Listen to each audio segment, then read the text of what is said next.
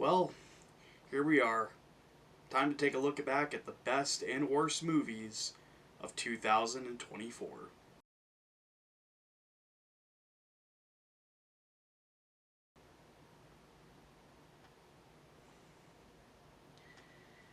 Hey, what's up you guys? It's me, N0va198 again, and today I'm going to tell you guys all about the top 10 worst films that I watched in 2024.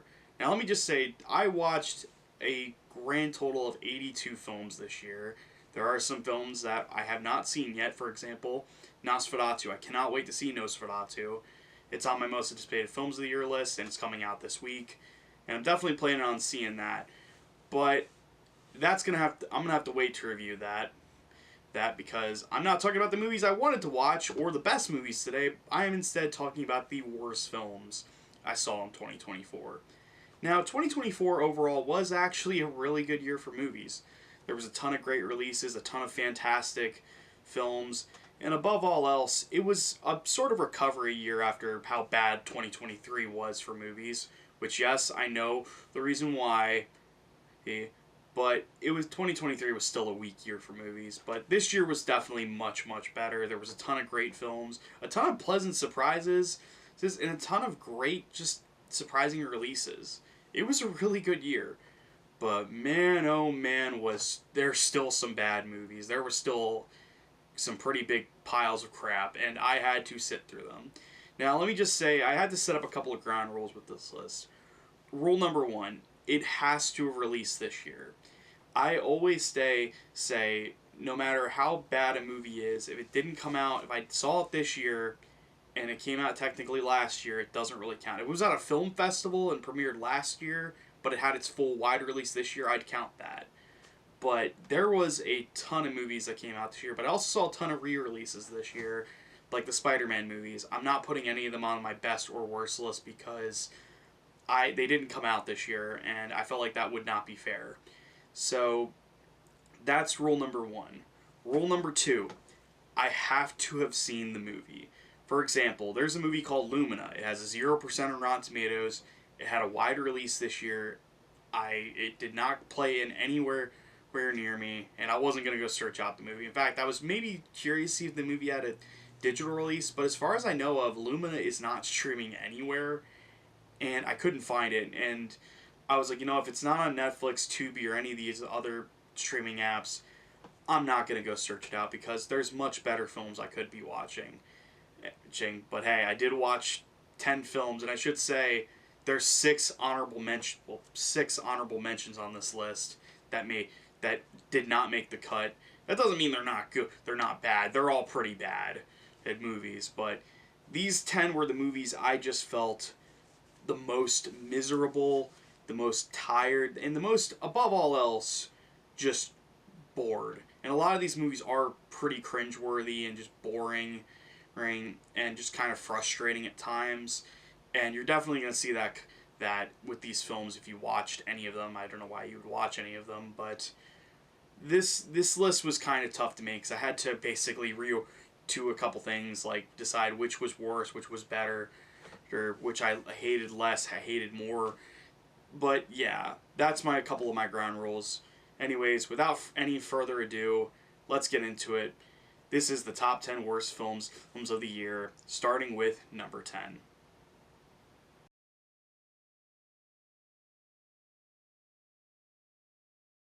So starting off my worst list at number 10 is actually probably the candidate for worst comedy of the year for me, and that is Unfrosted. Now, this was directed and written by Jerry Seinfeld, and this is a movie all about the creation of Pop-Tarts.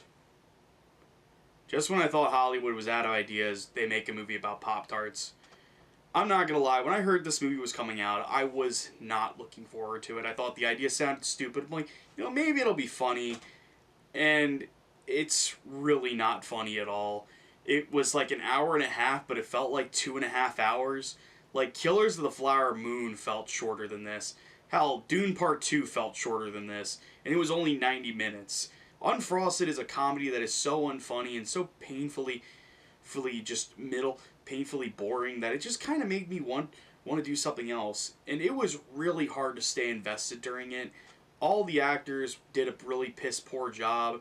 Jerry Seinfeld, well, is not a great director. In fact, I think I'm at that point of realizing now, oh, and I think everybody else is that Jerry Seinfeld was never really funny. I mean, the reason Seinfeld worked, and my dad said this himself, was because of Larry David. Larry David's writing is genuinely funny. Hell, the final season of Curb Your Enthusiasm is genuinely really funny. But this movie, it just felt like Jerry Seinfeld was like, oh, I want to make a comedy that's actually funny, because nobody likes to make comedies anymore, which I really hate that, because comedy can be funny. But good lord, was Unfrosted genuinely terrible. It was boring as hell. There were so many stupid jokes, like Fruit Loops, like, you spell it wrong, it'll make the kids want it more. And the whole point of the Pop-Tart movie was just so fucking stupid. I'm sorry for swearing, but it was genuinely dumb. I was so bored with this, and they try to make a whole meme about, like, this joke about how all the food mascots of Kellogg's were, like, starting a riot. It was just the dumbest thing I had seen, and it wasn't even funny. Like, if it's dumb and funny, that could work. But this was boring and unfunny, and that was really the worst part of Unfrosted. And this movie made me not want to ever touch a Pop-Tart again. And that's a shame, because I love Pop-Tarts. Anyways, Unfrosted is number 10.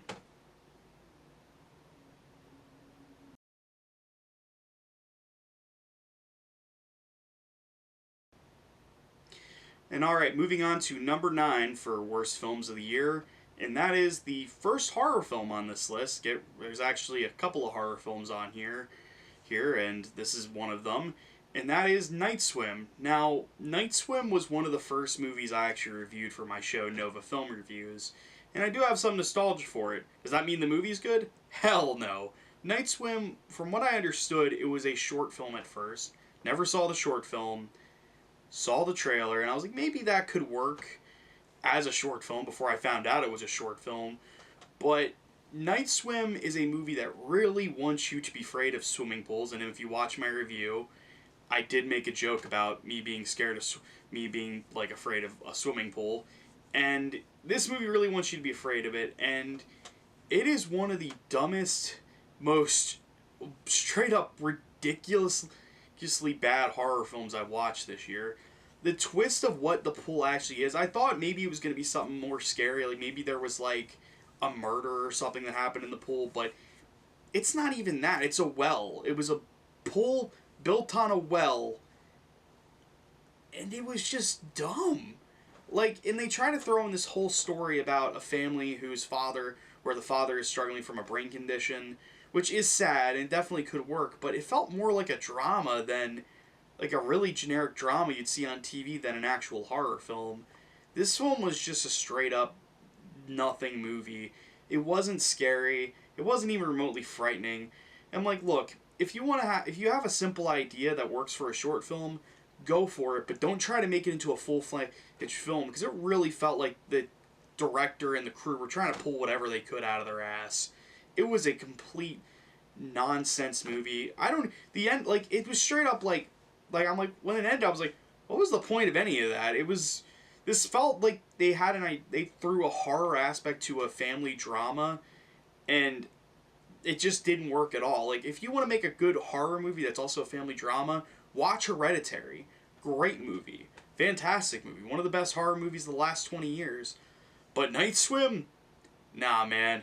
And just stay out of this pool, man. It's not even worth it. But anyways, Night Swim is number 9.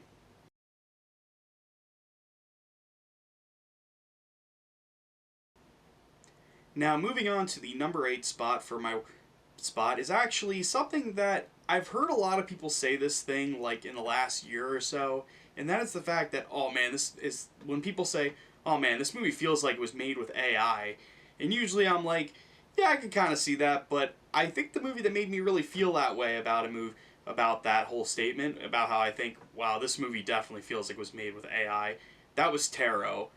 Now, Tarot came out in May. It came out the weekend Fall Guy did, and I think this movie didn't do that great either. Fall Guy's definitely a better movie than this, but good lord, was this movie a just generic pile of crap. I have not seen a movie this generic in a very long time. I've heard someone say this movie was a lot like making someone took a went on to Chat GPT and said, "Hey, make a Final Destination, but make it PG-13, very bloodless, and make it just the most generic film you possibly can, and just print money." And that's what this movie felt like. It was painfully predictable. Everyone you knew who was going to die dies.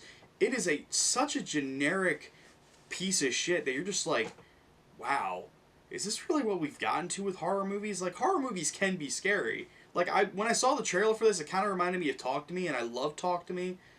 Really hope that sequel's good, but man, this was just a complete nonsense movie. What sucks the most is you got a talented guy, Trevor Henderson, who made the creature designs and who has made some pretty terrifying monsters in the past.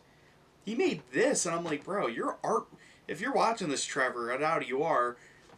Find something better, because your artwork is so good, and it shouldn't be wasted on shitty movies like this. And that really bummed me out, because the monster designs are really cool from what you could see of them, because they're barely in the movie. Like, the High Priestess looked terrifying, and so did the Hangman. The creature designs, the monster designs in this movie are great. It's just a shame the rest of the movie is just such a steaming pile of goat shit. It's a huge missed opportunity, and Trevor Henderson is extremely talented, but good lord, man, was this movie just not good at all. It was extremely boring. It was short, which I guess is kind of nice, but it didn't feel that short. It was just a huge missed opportunity, and I really do think that we're in the age where people are just trying to use AI to make movies, and it's so bad, man. This was such a complete trash fire, and I was bored as hell watching it. So, yeah, Tarot, definitely don't try to seek this out. It's not even worth it.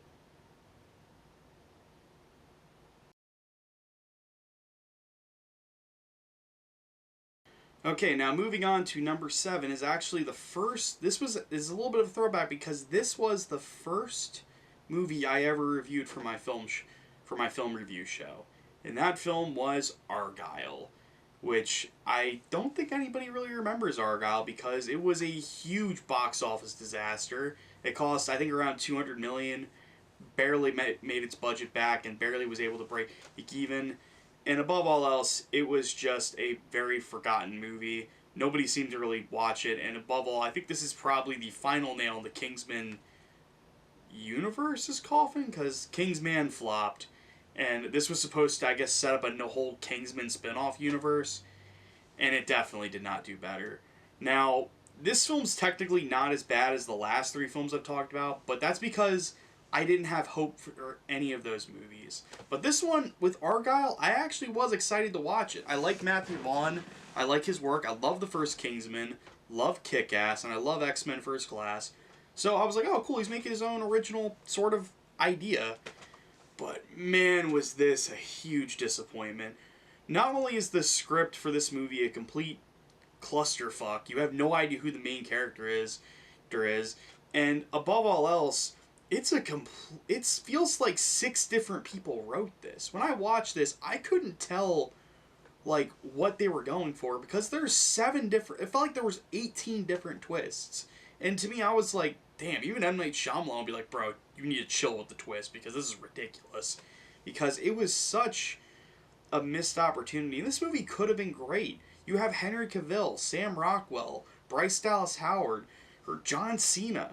And for the most part, I thought when I saw the trailer, oh, we're going to see Henry Cavill and John Cena and Sam Rockwell and all these other guys team up. Great. Henry Cavill is barely in the movie, and neither is John Cena. And hell, you got Camilla de Bello to be in the movie, and she's not even in the movie either. It was such a missed opportunity, and it sucks, because I was looking forward to this. I was actually really hopeful for it, because I like Matthew Vaughn, but it really did feel like this was the ultimate, just straight up, like, they didn't know what exactly they wanted to do. It feels like they had a whole 3 different drafts, and he just smushed them together. That's what Argylle feels like. It feels like there's 6 different, like, rough drafts for a movie, and he just threw them all into a blender, and you get Argyle. And it's an unfocused, unfunny, and just straight up boring at times mess, which is not something I could say about his other films. Even the second Kingsman, which is not that great of a movie, was still more entertaining than Argyle, and that's saying a lot. But yeah, Argyle is definitely one of the most disappointing movies I saw this year. Huge letdown, and I was really hopeful it would have been great. Anyways, let's move on to number 6.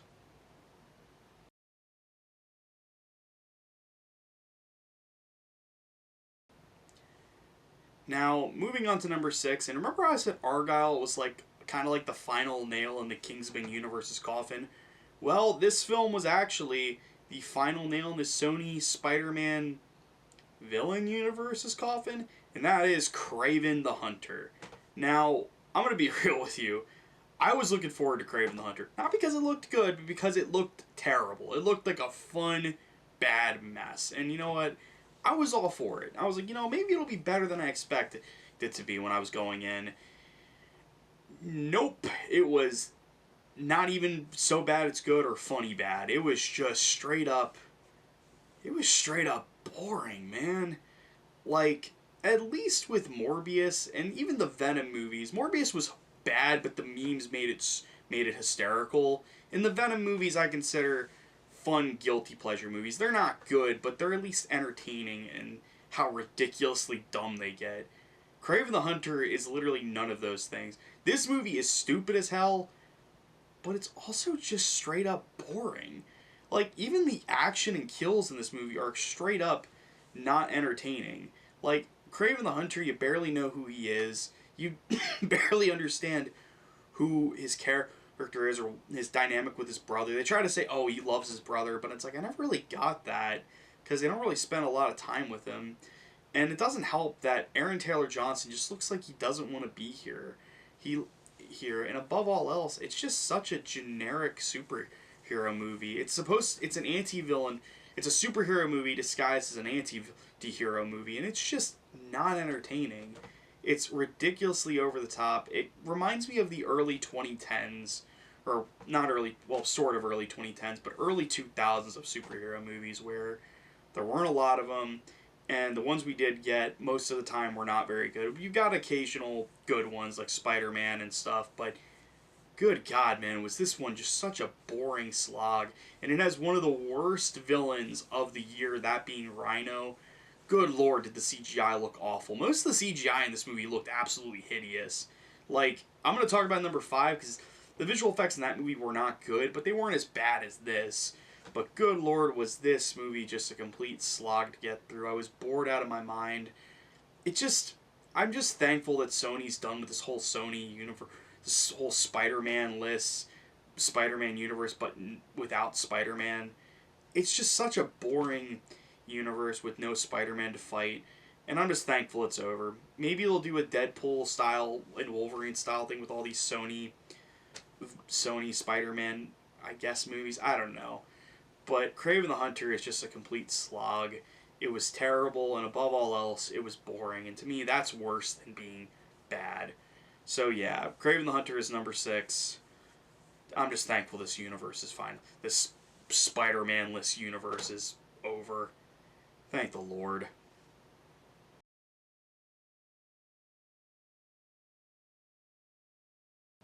Okay, now moving on to number 5, which I really do think this was the most bafflingly bad movies of the year. I can't believe this movie was actually made, because you can't tell me this was made by a big budget studio, because this film, when I watched it in theaters, I was so baffled that it was this awful that it kind of amazed me, and that is Madam Web. Now, Madam Web was the 3rd film I reviewed for my show, and holy mother of God, was this movie insane and how god-awful it was. Kraven the Hunter was boringly bad, but this was just mesmerizing in how shitty it was. Madam Web is straight up a film that feels like it came out 20 years ago. I know I said that about Kraven, but this one definitely feels like a movie that came out 20 years ago. And the film does take place in 2003, and it definitely reminded me of Daredevil and Elektra. Good Lord. This movie was straight up the most impressively bad movies I've seen this year. here where I was just sitting there like, oh my god, like, I can't believe this was actually greenlit. This was genuinely terrible. The villain, Ezekiel Sims, one of the most pathetic villains I've seen all year, and had probably the most unlikable cast. And from what I've understood, everyone who was in this movie is now basically dogging on this movie. It's really kind of amazing. Saying, because I am kind of impressed, because it feels like everybody who was in this movie, even Sydney Sweeney, who has had a huge year for movies, she was even like, good lord, this was just embarrassing. But it really did feel like a complete disaster. And it's kind of funny looking back at Madame Web, because when it came out, literally nobody I knew liked it. I think this is where I started hearing the whole term, that movie felt like it was made using AI, came in.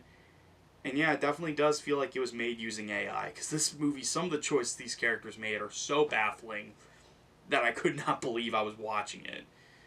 And there's really not much else to say about Madame Web. It's a disaster. If you want to watch more of, want to hear more about it, go watch my review. But this one was just straight up like, holy shit, I couldn't believe how much of a disaster this movie was. It's kind of amazing.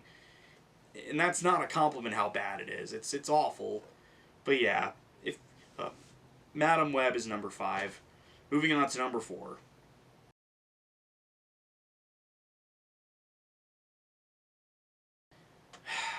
Now we're moving on to the 4 worst films of the year, and number 4 was actually a movie that I actually had hoped would be better than it actually was. Because I liked the first one. I don't love the first one, but I like it, and I felt like maybe a sequel could work. I was so wrong, and I wish I could go back in time and warn myself about how bad this was going to be. And my number 4 worst film of 2024 was Joker Folie à Deux.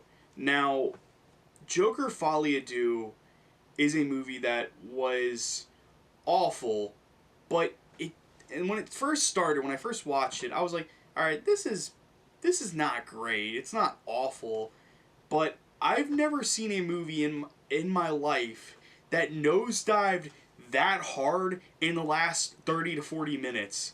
This movie has to be one of the most basic whiplash I've ever seen in a movie, because for the most part, the movie's not great. The trial scenes are kind of okay, but the musical numbers feel out of place, and like, why was this movie a musical?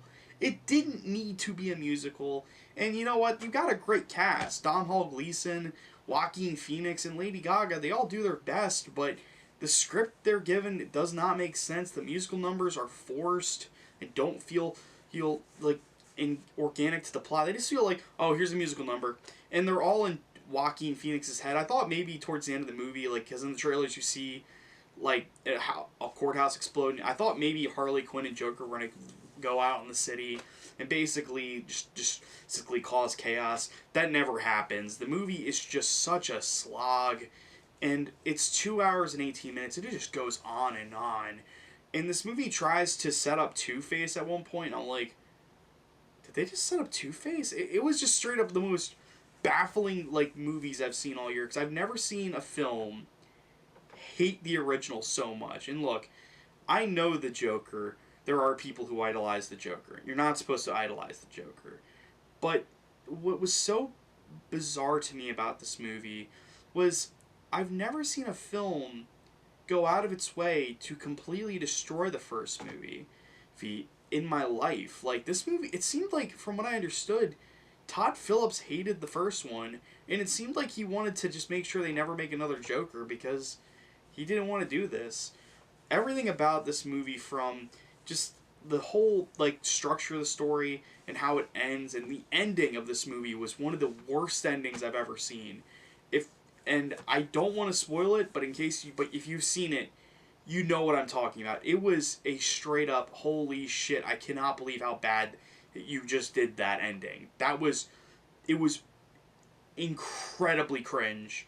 It was so forced, and above all else, it was painful. This was one of the worst sequels I think made in a very long time, and I've seen some terrible sequels. But good lord, was Joker Folie à Deux a complete, utter mess. And I'm not going to do a stupid little pun like the everybody else did with Joker Folie à Deux's quality, because this movie was just a complete mess. It was a nothing burger, and above all else, it was just a complete insult to Batman fans and Joker fans, which, look, if you're a fan of Batman and you like the universe of Batman, I doubt you'll like this movie because it does nothing with the characters. And above all else, it has probably one of the most out of nowhere assault scenes I've ever seen in a movie, because it's straight up like, that was both disgusting and just, why would you do that moment? That was, I think, the point in the movie where I was like, I'm done. And then the whole, I'm not the Joker, there is no Joker. I was just, oh man, this movie broke my brain, and it just made me annoyed the more and more I thought about it. It was like, the more time went on, the worse it got in my head. I was just like, oh my god, it's getting worse, and I never want to watch this movie ever again. I never even want to think about it. In fact, this is one of the few movies on this list, actually most of these, but this one especially, if you like the first Joker, you'll hate this, but I don't even recommend it as a pity watch. Just let this movie die off and never be talked about again. Much like my bottom 3 films on this list. Anyways, let's move on to number 3.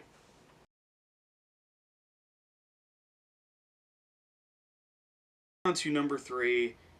This is probably the most insulting movie of the year, and that's saying something, because of the last couple of movies I watched and talked about on this list. But number 3 is a movie that I still struggle to understand why they even tried making, and that is The Crow. Now, I'm going to get this out of the way. I actually watched the original Crow for the first time ever this year. I love the original Crow. It's a dark, gritty, gothic comic book film. It's violent, but it's not overly violent where you're like, oh my god, it's so gross. It's more of the line of, damn, that's pretty badass actually. Oh, that's cool. Well, it's an action-packed film, and you had the actors like Michael Wincott.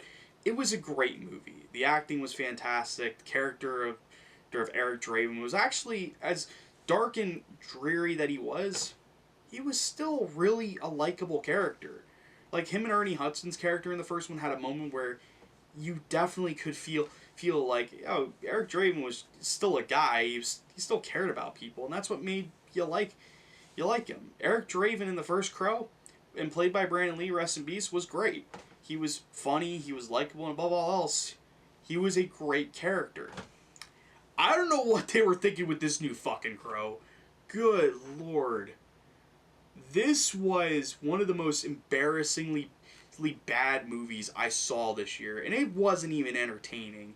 The action was messy and felt just forced. It was like overly violent, which the first Crow wasn't that violent, but this one felt like it was just trying to push the bar. And there were so many scenes where I'm just like, this feels like an edgelord 14-year-old would have made. It is so painful, and it doesn't help that Eric is just, he's so annoying in this movie. Like, it's like he just runs around moping. He doesn't even become the Crow until like the last 20 minutes. In the first Crow, he becomes the Crow in the first 16 or so minutes. That's the start of the plot. This film just was like him moping around, focusing on his girlfriend, who, nothing against the actress that played his girlfriend in the movie, but she was awful in the movie. She was the most, like, wooden actor of the whole film.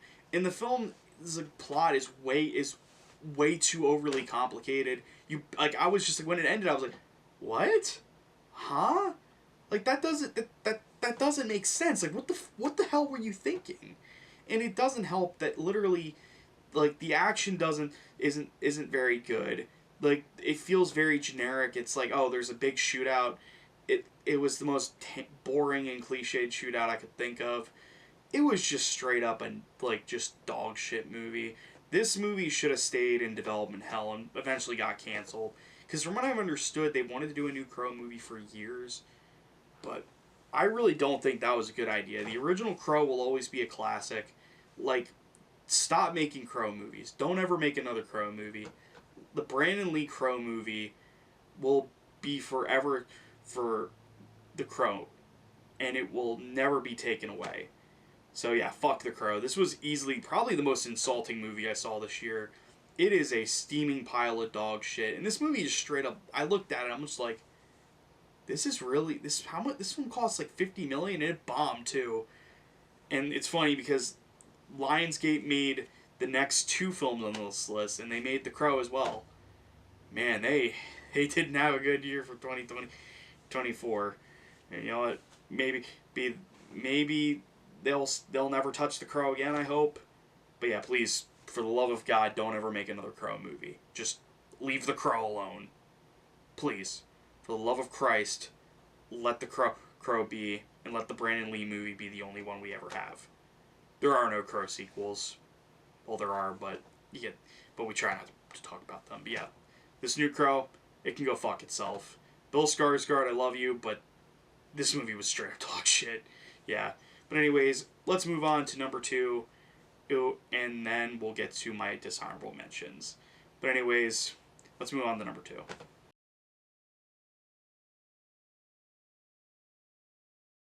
Alright, for number 2, I really did think to myself, did I hate this movie more than in terms of the other horror movies on this list, like Tarot and Night Swim? And I think the answer is yes. And my number 2 pick for worst film of 2024 is The Strangers Chapter 1. Now, I watched a lot of bad horror films this year, some of them that didn't make the list, and some of them I was like, oh, it wasn't that bad, but I don't know why, but this horror film in particular, Strangers Chapter 1, this one, for whatever reason, pissed me off the most. I have seen a lot of bad sequels that often at times copy the first movie. Like, a good example is, when you get movies that, like The Karate Kid 3, that straight up copies and rips, like, the first movie, but does some things slightly different, but you can still tell it's the same damn movie. This one doesn't even try, and that's what makes me the most angry.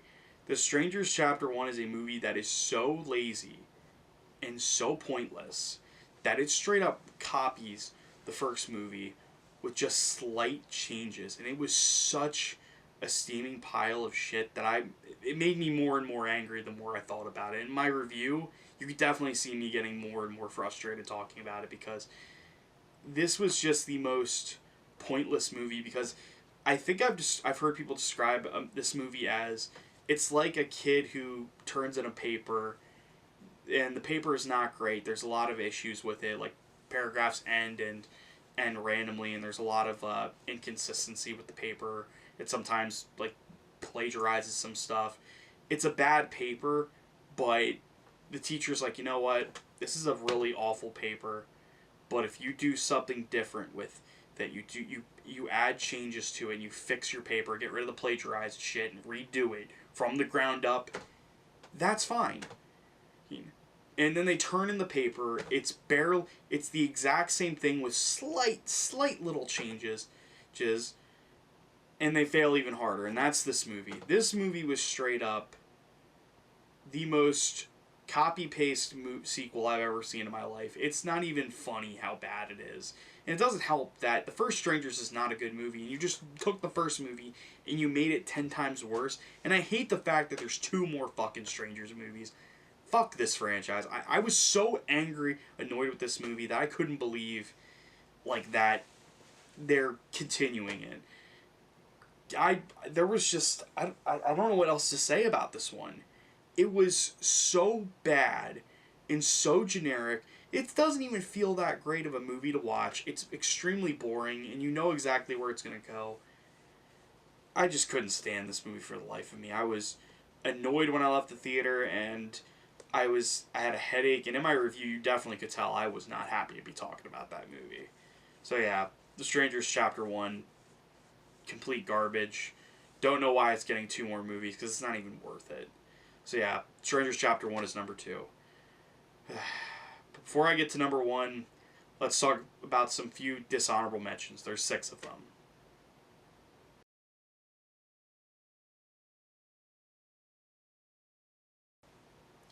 Alright, now we're moving on to the dishonorable mentions on the list. There's 6 of them. And these movies were bad, but they weren't bad enough where I felt like they deserved to be on this list, if that makes sense. I mean, they were terrible, but when I look at them, I'm like, yeah, these movies were awful, but I saw worse. So, let's get into that. The first one, Ghostbusters: The Frozen Empire. I didn't really have much to say about this. That's why I never reviewed it. It's a nothing movie. None of the characters learned or changed. Everything was pretty much the same by the end. And above all else, the title is a complete lie. There is no Frozen Empire. The villain doesn't even show up until the last 20 minutes. What a freaking ripoff. Next honorable mention, or dishonorable mention, Red One. I really hope we're done with The Rock. I am so sick of seeing this dude's face. And above all else, this movie just fucking sucks. Sucks, and doesn't even feel like a real movie at times. Moving on, the Garfield movie. I really do think we should just stop trying to make Garfield into a movie. He's not a good enough character to have be in a full-fledged movie. It doesn't help this movie has like 17 different product placements for other things. I'm like, man, I really, really wanted to get DoorDash at that moment, but I was in a movie theater. Next up, Kung Fu Panda 4. Speaking of pointless movie sequels that nobody wanted, Kung Fu Panda 4. The Kung Fu Panda trilogy was great as it is. Kung Fu Panda 1 through 3 are great movies, and Kung Fu Panda 2 is amazing. It's a masterpiece. Kung Fu Panda 3 is not as good, but I definitely think... But after watching the fourth one, the third one looks like a masterpiece. The third one, I immediately felt really bad ripping into, because it's a much better film than this one. Kung Fu Panda 4 is literally the most pointless movie sequel of all time, and it's such a nothing burger of a movie, and it straight up just kind of throws Poe out of the way. I mean, they try to give it to the Dragon Warrior title to this new character, and not only did it not work, it was just really, really pointless, and it just didn't need to exist. Moving on to the second dishonorable mention, the bottom second dishonorable mention, and that is Imaginary. I really wish the writers would have used their imagination making this stupid movie. And finally, the last dishonorable mention on the list is Afraid, or Afraid, or AI is it's stupid. This movie, for a movie about the horrors of AI, which yes, AI does suck, this film was just boring. It's a nothing movie. And above all else, there was nothing I could say. I will say, if you want to watch a movie that can put you to sleep easily, check this film out. It's terrible, but that doesn't mean it's terrible, but maybe you'll get a good nap out of it. I mean, I almost fell asleep watching this damn movie in the theater. But yeah, now let's move on to number one.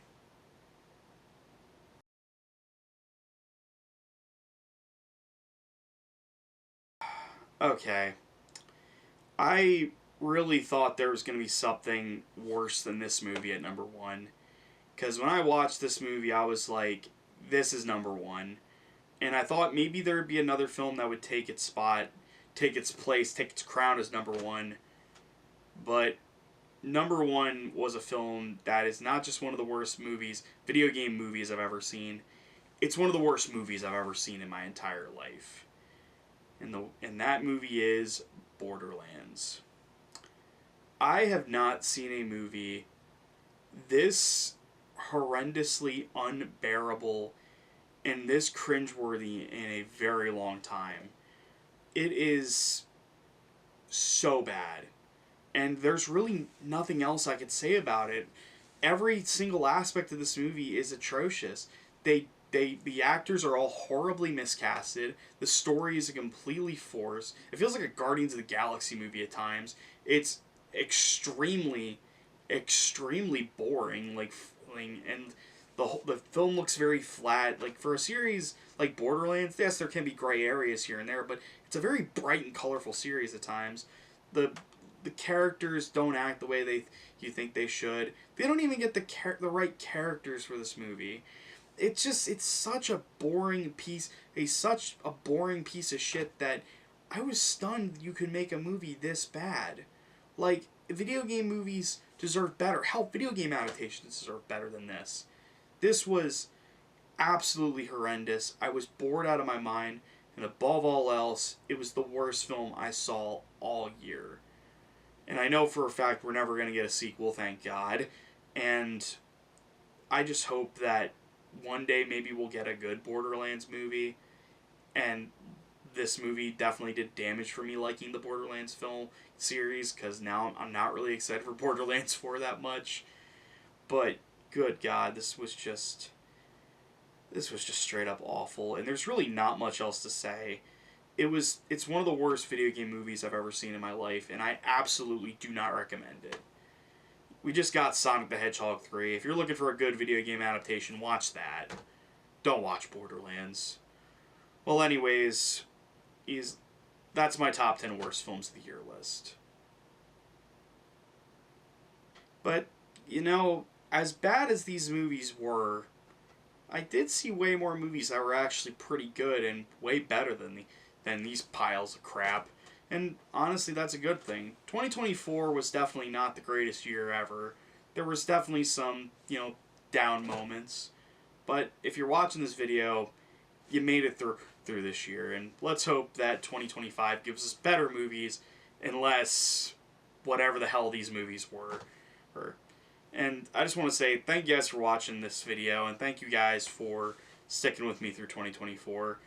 I do plan on having a best films of the year list out maybe in January, because I'm probably going to take a little bit of a break this coming week after this is all edited.